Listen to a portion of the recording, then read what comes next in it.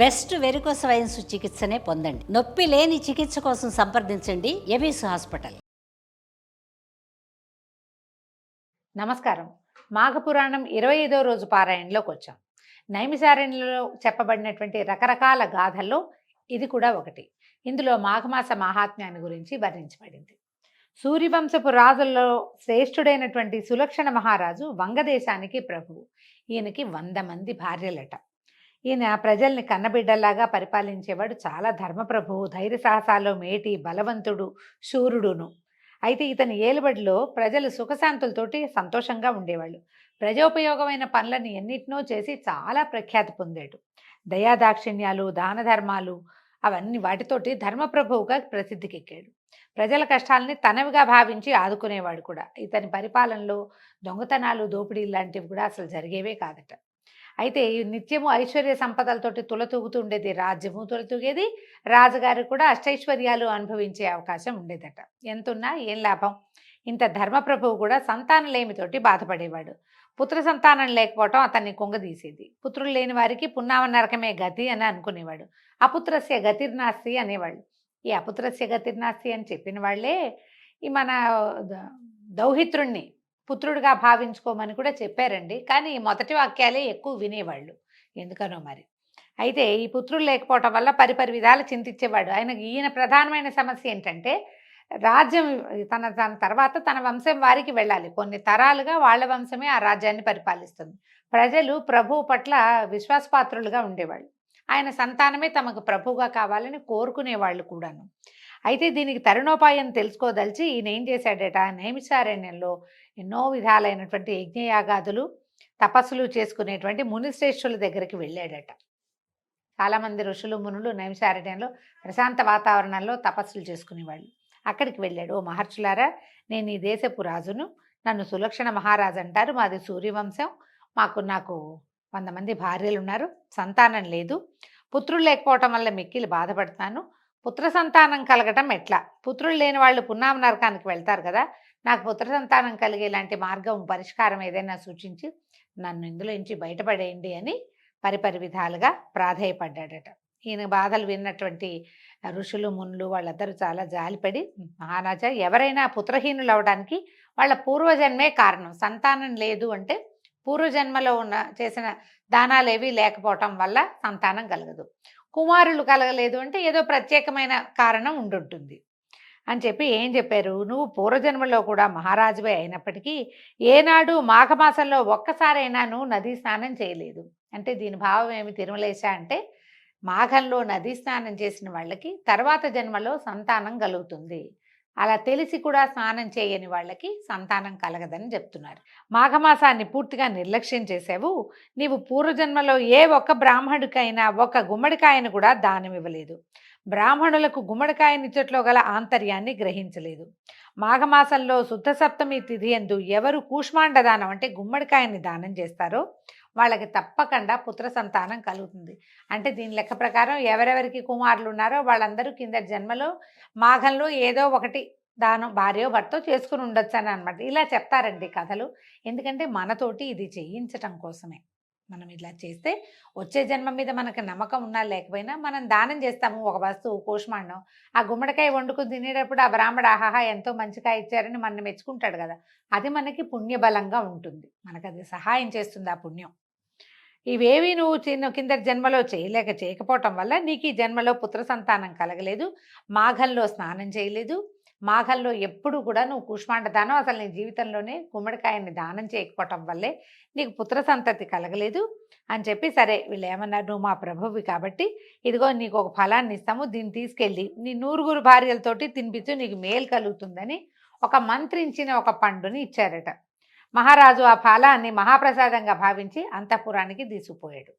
మహారాజు అంతఃపురంలో ప్రవేశించి భార్యలకు తాను తెచ్చిన మంత్రించిన ఫలాన్ని గురించి వివరించి చెప్పాడు. భోజనం చేసిన తర్వాత పండుని ఆరగించమని చెప్పి పూజ గదిలో దేవుడి దగ్గర ఆ పండుని పెట్టాడట. అందరూ భోజనశాలకి వెళ్ళారు. మహారాజు మిగిలిన భార్యలతో భోజనానికి వెళ్ళడానికి గమనించినటువంటి ఆఖరి భార్య ఏం చేసినట్ట, కడపటి భార్య, చిన్నదనమాట, మిక్కిలి ఆశతోటి ఆ పండుని తానే తినదలిచి మరో మార్గం గుండా పూజ గదిలోకి ప్రవేశించి మహారాజు దేవుడి సమీపంలో పెట్టినటువంటి ఆ మంత్రఫలాన్ని కాజేసింది. ఎవరికీ తెలియకుండా ఆ మంత్రఫలాన్ని భుజించి మిగిలిన భార్యలతో కలిసి ఏమీ తెలియని దానిలాగా మామూలుగా భోజనానికి వెళ్ళిపోయింది. పండు తినేసి అప్పుడు వెళ్ళిందనమాట. మహారాజు తన భార్యలతో సహా భోజనం ముగించి మంత్రించిన ఫలం కోసం చూసేసరికి ఏముంది అక్కడ? బంగార పళ్ళె ఉంది, కానీ అందులో పండు లేదు. ఈయన నిర్ఘాంతపోయాడు. పండు కోసం పలు చోట్ల వెతికించాడు. చాలా కోపం వచ్చి అందరిని అడిగి కేకలు పెట్టాడు. ఎవరు? మాకు తెలియదంటే మాకు తెలియదు అన్నారు.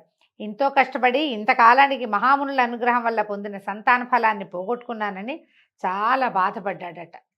గోడును విలపించాడు. దుఃఖంతో కుంగిపోయాడట.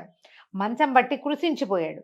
ఇదంతా గమనిస్తున్న చిన్న భార్యకి చాలా జాలేసింది, పశ్చాత్తాపం కలిగింది. అయ్యో, పండు ఆశ కొద్దీ తినేసానే, ఈయనేమో ఆ పండు కోసం బెంగపెట్టుకుని ఇలా మంచాన్ని పడిపోయాడు అని చెప్పి సరే ఏమనుకుంది, భర్తకి ఈ మాట చెప్తే కానీ నా మనోవ్యధ తీరదు, ఆయన మనోవ్యధ తీరదు అని భావించి ఎవ్వరూ లేని సమయంలో భర్త గదిలోకి ప్రవేశించింది. ఆయన మంచి నిద్రలో ఉన్నాడు. సడన్గా శబ్దం వేసరికి ఉలిక్కిపడలేచి పెద్ద పెద్ద కేకలు పెట్టాడు. ఎవరు ఎవరు అని గర్జించాడు. ఆవిడ అదిరిపోయింది. అసలే తను చేసిన దొంగతనం చెప్పాలి, ఆవిడ భయంగా ఉంది, బితుకుమంటూ వచ్చింది. ఆయన కేకలు పెట్టేసరికి ఇంకా హడిలిపోయింది. ఎట్లా గోట్లాగా ధైర్యాన్ని కూడగట్టుకుని, నాదా మీ కడపట్టి భార్యని ఆయన గదిలో వెలుతురు కూడా లేకుండా చేసుకున్నాడటండి. చీకటి గదిలో పడుకుని ఉన్నాడు. కొత్తగా మనిషి వస్తే వెలుతురు ఉంటే కనపడుతుంది, చీకటో ఏం కనపడుతుంది? పైగా ఆయనకు 100 మంది ఉన్నారు, అందులో ఆ 100 మందిలో ఎవరొచ్చారో తెలియదు పేర్లు చెప్తే కానీ. దాంతో ఈవిడ ఏం చెప్పిందంటే, నేను మీ కడపటి భార్యని, మీకు ఒక నిజం చెప్పాలని వచ్చాను. మీరు పోయిందనుకున్న మంత్రఫలాన్ని నేను తిన్నాను, మీకు భయపడి మాట్లాడలేకపోయినా క్షమించండి అని భర్త కాళ్ళ మీద పడి వెక్కి ఏడ్చి ఆయన్ని పరిపరి విధాలుగా క్షమాపణ కోరుకుంది. 100 మందికి సంతానాన్ని ప్రసాదించగలిగిన ఆ పండుని ఒక రకమైన దురాశకి, ఉద్వేగానికి లోనై కూడా యాంగ్జైటీ అంచుకోలేక తినేసింది అమ్మడు పాపం. అయితే సరే, ఈ బాగా దుఃఖించింది. కానీ ఈయన ఏమంటున్నాడు, సరేలే పండు పోలేదు, ఎవరో ఒక భార్య అయినా తింది, ఆ ఒకదానికైనా సంతానం కలుగుతారని భావించి భార్యని కౌగిలించుకుని కొంచెం ఆవిడ్ని ఓదార్చాడు. పుత్రుడు కలగబోతున్నందుకు పుట్టెడు సంతోషాన్ని పొంది చాలా గారాభంగా ఆ అమ్మాయిని చూసుకున్నాడు. అయితే క్రమంగా విషయం ఎన్నాళ్ళు ఉంటుందంటే కొద్ది రోజుల్లో బయటకు వచ్చేది. కడపటి భార్య గర్భవతి అయి పుత్రుడిని కనబోతోందని గ్రహించిన మిగిలిన భార్యలు ఈర్ష్యాసూయలతో ఉడికిపోయారు. కోపం పట్టలేకపోయారు. ఆమెకు కుమారుడు కలిగితే మహారాజు తమని నిర్లక్ష్యం చేస్తాడని భావించారు. అక్కడి నుంచి ఏం చేశారు, రాజు తమను చూసుకోవట్లేదు, దాన్నే చూసుకుంటున్నాడు, అదేమో అందరికీ లభించవలసిన ఫలితాన్ని తను ఒక్కతే తినేసిందని చెప్పి కోపంతో ఈ ఆఖరి భార్య తినే భోజనంలో విషం కలిపేశారట. విషాన్నం తినేసింది అమ్మాయి. తినేసరికల్లా ఈ పెట్టుడు మందు ప్రభావం వల్ల కడపటి భార్యకి పిచ్చెక్కింది, మతిపోయింది అమ్మాయికి. కానీ వరప్రసాది అయిన కడుపులోని పిల్లవాడికి మాత్రం ఏమీ కాలేదట, బాగానే ఉన్నాడు పిల్లాడు. పిచ్చి పట్టిన కడపటి భార్య ఒకనాటి రాత్రి అర్ధరాత్రి సమయంలో ఎవరు చూడకుండా అడవిలోకి పారిపోయింది. ఇది ఒళ్ళుపై తెలియటం లేదు, ఎక్కడికో వెళ్ళిపోయిందనమాట. తాను నిండు గర్భిణి అని కూడా తెలియని పిచ్చిది అడవిలోనే పుత్రుణ్ణి ప్రసవించింది. పిల్లవాడిని కన్నది అడవిలో. అయితే ఆమె పుత్రుణ్ణి ప్రసవించడానికి ఒక క్రూర మృగం చూసింది. రక్తపు మడుగులో ఉన్న చంటి బిడ్డను వదిలిపెట్టేసి ఆ భార్య పిచ్చెక్కిపోయి ఉన్నటువంటి రాజుగారి ఆఖరి భార్యని, ఈ బాలింతరాల్ని తినేసింది ఆ మృగం. రక్తపు మడుగులో పడి రోధిస్తున్నటువంటి ఆ పసికందుని ఆహారానికై అటు ఇటు సంచరిస్తున్నటువంటి రాజహంసలు చూసేయట.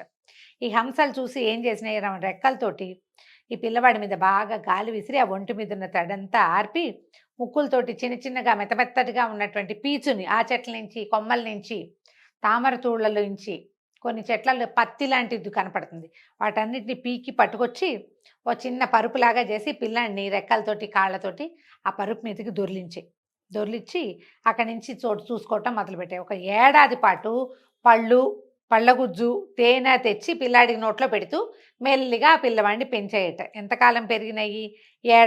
ఏడాది పాటు ఆ ప్రాంతంలో ఉన్నాయన్నమాట.